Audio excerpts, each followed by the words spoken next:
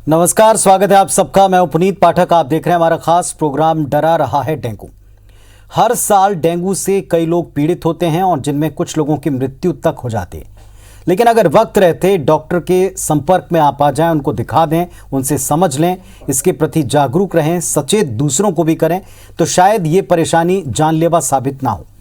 लेकिन इसके लिए आपको क्या करना है, इसके लिए किन लक्षणों का ध्यान रखना है, इससे बचाव आप कैसे करें, और अगर डेंगू के लक्षण दिखें तब तुरंत आपको क्या करना है, ये सब कुछ बताएगा आज का ये खास कार्यक्रम आपको। और आज हमारे साथ एक्सपर्ट के तौर पर जुड़ रहे हैं डॉक्टर प्रदीप शर्मा जी, जो कि एचओडी हैं critical care medicine NHMMI hospital Raipur से। डॉक्टर साहब नमस्कार, बहुत बहुत स्वागत है आपका इस कार्यक्रम में।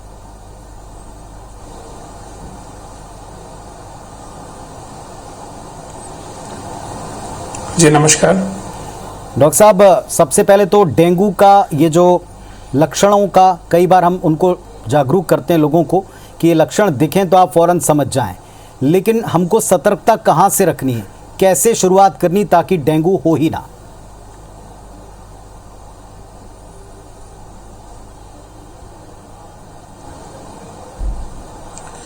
देखिए, डेंगू जो है एक मच्छर से काटने वाली बीमारी है, जिसमें एडीज मच्छर है वो कि जो कि हमारे घर के आसपास रुके हुए पानी या जो घर में वाटर इकट्ठा हो जाता है, घर के कूलर बोलूं या घर के अंदर कुछ पानी से भरी कैन पड़ी हो, उन सब में पनपता है। और जब इन्फेक्टेड मच्छर, एडीज मच्छर जब आपको काटता है तो फिर डेंगू होने की संभावनाएं काफी ज्यादा रहती हैं। तो मेनली ये एक मच्छर से काटने वाली बीमारी है और ना हो उसके लिए घर में मच्छर का ना होना बहुत जरूरी है। तो जो एडीज मच्छर है डेंगू का, वो बेसिकली दिन के टाइम एक्टिव रहता है और घर के आसपास रहता है। इसलिए हमको सबसे पहले कोशिश यही करनी है कि मच्छर को पनपने से रोकना है। तो आई थिंक पहला स्टेप वही है कि डेंगू ना हो, इसके लिए मच्छर को पनपने से रोकना है। जी डॉक्टर साहब, इसके क्या लक्षण हैं? क्योंकि डेंगू होने पर जो शुरुआती दौर में हम समय बर्बाद करते हैं, इससे केस काफ़ी बिगड़ते हैं। क्या लक्षण है शुरुआती तौर पर जो अलार्म देते हैं?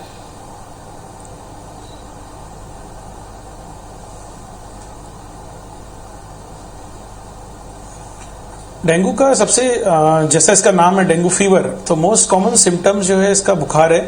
बुखार आता है, काफी हाई ग्रेड फीवर रहता है। साथ में दूसरे सिम्टम्स जिसमें मोस्ट कॉमन होता है आपका बैक पेन, इसको बोन ब्रेकिंग फीवर भी बोलते हैं। हड्डियों में, मांसपेशियों में, पीछे पीठ में, आंखों के पीछे की तरफ होना, दर्द होना, ये सब इसके फीवर के साथ के दूसरे सिम्टम्स है। इसके अलावा कुछ मरीजों को और भी सिम्टम्स आते हैं, जैसे कि लूज मोशन होना, पेट में दर्द होना, छाती में दर्द होना, ये सब भी दूसरे सिम्टम्स हैं जो मरीजों को मिलते हैं। तो सबसे common fever most common symptom है। साथ में बॉडी पेन, ये आपका दूसरा मोस्ट कॉमन सिम्टम्स है। फीवर होना या बुखार आना एक इतना आम सा लक्षण है कि लोग जो हैं बहुत जल्दी इसे समझ नहीं पाते। शुरुआती हम 1-2 दिन ये समझते हैं कि शायद अपने उपचार से या मेडिकल स्टोर से मिली दवाओं से आप इसको ट्रीट कर लें। लोगों को आपको क्या सलाह है कि किस तरीके से वो इस बुखार के लक्षण दिखते ही संपर्क करें डॉक्टर से या 1 आध दिन रुकें? क्या सलाह है?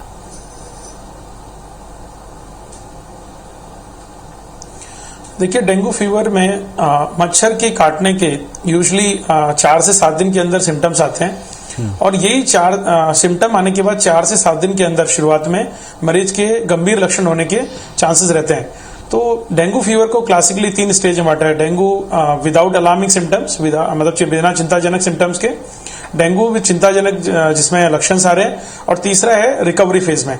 तो शुरुआती में जब आपका, यदि मैं बोलूं, यदि डेंगू फीवर के यदि प्लेन फीवर है जो कि इनिशियली 3 to 4 डेज रहता है, तो यदि 4 डेज में आपको केवल बुखार है जो कि पैरास्टामोल से उतर जा रहा है या और कोई लक्षण डेवलप नहीं है, तो प्रॉब्ली शायद आप वेट करके देख सकते हैं। लेकिन यदि दूसरे सिम्टम्स जैसे कि सांस का फूलना, पेट में दर्द होना, पेट के दाईं तरफ लिवर जहां रहता है वहां पे खिंचाव महसूस होना, छाती में सांस लेने के दौरान तकलीफ होना, या बहुत ही हाई ग्रेड फीवर जो कि आपकी पैरास्टामोल लेने के बाद भी नहीं उतर रहा है, तो आपको डॉक्टर से जल्दी सलाह लेना चाहिए। तो डेंगू में कुछ ही मरीज हैं जिनमें सीवियर फॉर्म या गंभीर बीमारी होती है, लेकिन वो किसको होगा ये हमें नहीं पता होता है। मोस्टली बच्चे और जवान लोग, उनको ज्यादा सीवियर फीवर होने के चांस रहते हैं।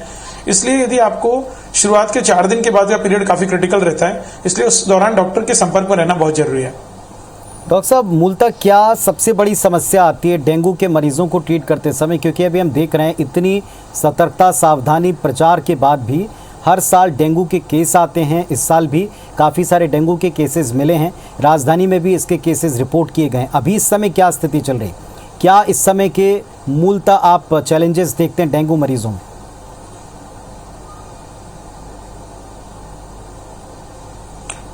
कि डेंगू फीवर में मोस्टली अगस्त सितंबर और इनिशियल अक्टूबर, हमने पिछले 2 साल पहले भी देखा, यही सीजन में या बाकी जगह से बारिश होने के बाद यूजुअली बारिश के जस्ट अगले महीने से स्टार्ट होता है।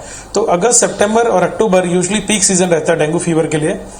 तो अभी सबसे बड़ा चैलेंज ये रहेगा हमको कि यदि हम लोग अभी फेस कर रहे हैं, आपको कोविड से जस्ट खत्म होके हम लोग नॉर्मल फेज में आए थे, अब डेंगू फीवर आ गया है और यदि मरीजों का बहुत ज्यादा नंबर आएगा तो वापस से हेल्थ केयर एग्जॉस्ट होगा और मरीजों को दिक्कत आएगी, एडमिशन बेड्स की दिक्कत आ सकती है, जो कि अभी इस वक्त ऐसा सिनेरियो नहीं है। लेकिन यदि मैं बोलूं कि कोविड की थर्ड वेव भी यदि इन केस आती है, जो कि ना आए तो अच्छा है, लेकिन यदि वो लोग डेंगू के साथ वो यदि ओवरलैप किया तो बहुत ही चैलेंजिंग सिचुएशन हो जाएगी।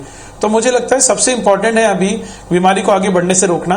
पब्लिक प्लेसेस में, घर में मच्छर का ब्रीडिंग को रोकने के लिए जो भी एफर्ट्स कर सकते हैं, इंसेक्टिसाइड्स का स्प्रे, मच्छरों को रोकने के लिए आपका कुछ और मेजर्स भी रहते हैं, वो सब मेजर्स को जल्दी अपना के इसको डिजीज को, नंबर्स को आगे बढ़ने से रोकना ही इंपॉर्टेंट है। यदि मैं मरीजों के इलाज में चैलेंज की बात करूं तो कुछ परसेंटेज जो मरीज हैं जो कि सीवियर डेंगू फीवर, जो कि डेंगू शॉक सिंड्रोम बोलते हैं, उसमें जाते हैं और उसके बाद उनको अंग ऑर्गन्स में डेवलपमेंट चालू होते हैं, जैसे कि किडनी खराब होना, लिवर खराब होना, हृदय पे चेंज आना, ब्रेन में चेंज आना। तो ये सब जो है आपको टाइमली हॉस्पिटल में टाइमली प्रेजेंटेशन हॉस्पिटल में जरूरी है, ताकि गंभीर बीमारी को आगे बढ़ने से या गंभीर बीमारी को डेवलप होने से रोका जा सके। डॉक्टर साहब, जैसे आपने बताया कि बुखार शुरुआती सिम्टम है और 3-4 दिन तक आपको देखना चाहिए कि अगर आपका बुखार नॉर्मल पैरासीटामोल से नहीं उतरता तो आप डॉक्टर को कम से कम ज़रूर एक बार दिखा लें, ताकि पता चले डेंगू है कि नहीं। लेकिन क्या आमतौर पर हम बुखार को किसी और तरीके से समझ सकते हैं, कौन सा नॉर्मल बुखार है और कौन सा डेंगू का सिम्टम है?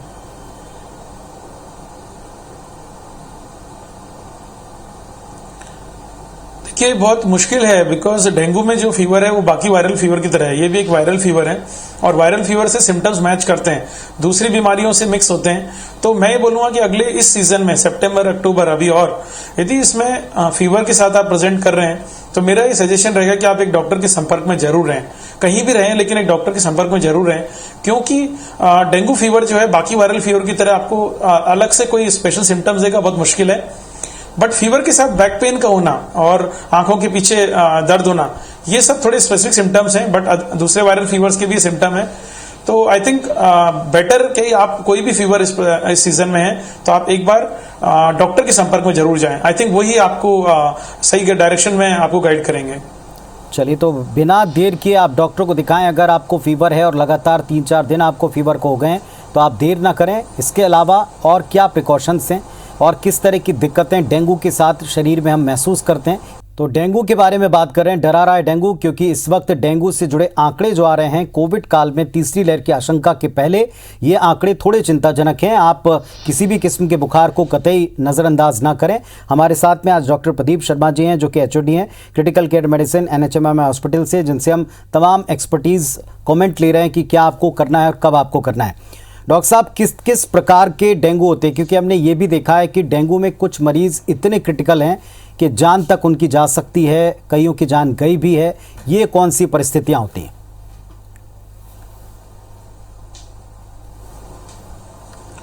जी, डेंगू को जैसा मैंने अभी बताया आपको, डेंगू की 3 कैटेगरीज क्लासिकली डिफाइंड थी। पहला डेंगू फीवर, सिंपल फीवर, फिर दूसरा डेंगू हेमरेजिक फीवर और तीसरा डेंगू शॉक सिंड्रोम। सो जो डेंगू हेमरेजिक फीवर है, जहां से प्लेटलेट काउंट आपका यूजुअली 4 to 7 डेज फीवर के बाद चालू होता है, जिसमें प्लेटलेट काउंट कम होना चालू होता है, काफी रैपिडली प्लेटलेट जाता है, कम होना चालू होता है। साथ में आपके दूसरे कैपिलरी लीक बोलते हैं, मतलब नसों से पानी धीरे धीरे बाहर निकलना चालू होता है। उसके कारण फिर वो एडवांस फॉर्म में जाके आपका बीपी कम होना चालू होता है, लिवर किडनी पे इन्वॉल्वमेंट चालू होता है, तो वो डेंगू शॉक सिंड्रोम का फॉर्म ले लेता है, जो कि काफी ज्यादा खतरनाक है, काफी ज्यादा उसमें सीरियसनेस आता है मरीज को। तो इनिशियल जो मैं आपको बोलूं, मोस्ट ऑफ द पेशेंट्स जो हैं वो डेंगू फीवर के साथ ही क्योर हो जाते हैं। काफी कम पेशेंट्स, जैसे वर्ल्ड वाइड यदि मैं कुछ आंकड़े देखूं तो हर साल पूरे दुनिया में 300 से 400 मिलियन केसेस रिपोर्ट होते हैं डेंगू के, मतलब होते हैं, एस्टिमेटेड ऐसा, और उसमें से करीब 90 मिलियन करीब केस ही हॉस्पिटल में प्रेजेंट होते हैं।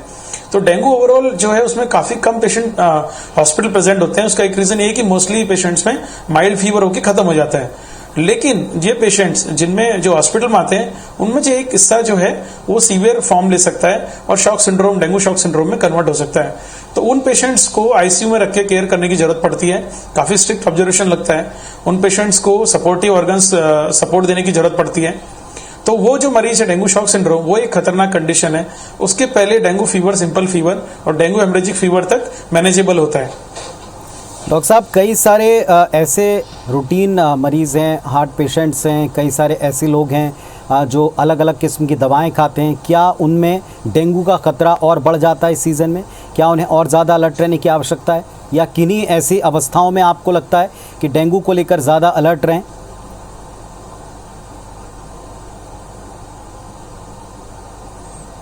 देखिए, ये जो डेंगू बीमारी, जैसा मैंने अभी आपको बताया, एडीज मच्छर जो होता है वो दिन के टाइम एक्टिव होता है। तो यदि मैं दिन के टाइम एक्टिव लोगों की बात करूं तो एडल्ट्स, जो हमारे जवान लोग जो काम पे करते हैं, और बच्चे जो कि आउटडोर खेलते हैं, ये ज्यादा रिस्क पे हैं। तो हमने भी जो पेशेंट्स देखे हैं हॉस्पिटल्स में या वर्ल्ड वाइड जो एक्सपीरियंस है, ओल्ड एज पेशेंट्स जो है तो कम रिस्क पे रहते हैं, बिकॉज या तो घर के अंदर रहते हैं दिन के टाइम, या उनका मच्छर से एक्सपोजर कम रहता है। तो ओल्ड एज पेशेंट्स में, इसके अलावा ओल्ड एज पेशेंट में गंभीर बीमारी भी कम देखी गई है। बच्चों में और जवान एडल्ट्स में ये बहुत सीवियर फॉर्म लेता है। ओल्ड एज थोड़ा प्रोटेक्टेड रहता है सीरियस बीमारी से लेके।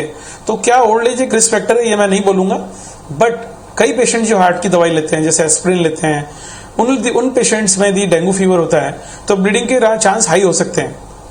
तो मैं इसमें ये बोलना चाहूंगा कि यदि फीवर भी है उन पेशेंट्स को, किसी भी पेशेंट को, चाहे वो ऑलरेडी एस्प्रिन ले रहे हैं या नहीं ले रहे हैं, उन लोगों को भी फीवर के लिए पहला यूज यदि लेना है तो पैरास्टामोल लेना है, एस्प्रिन वगैरह को अवॉइड करना है, क्योंकि एस्प्रिन आपका प्लेटलेट के जो फंक्शन है उसको कम करती है। जो पेशेंट हार्ट डिजीज के लिए एस्प्रिन वगैरह ले रहे हैं, यदि उनको डेंगू होता है तो उनको अपने हार्ट डिजीज विशेषज्ञ से मिलके उन दवाओं के बारे में डिस्कशन की जरूरत है, और उन लोगों को जल्दी इस बारे में डिस्कस करना होगा, क्योंकि हार्ट डिजीज की दवाएं जो एस्प्रिन चल रही है उसको बंद करने के अपने साइड इफेक्ट हो सकते हैं, तो वो डॉक्टर के सुपरविजन में ही लें।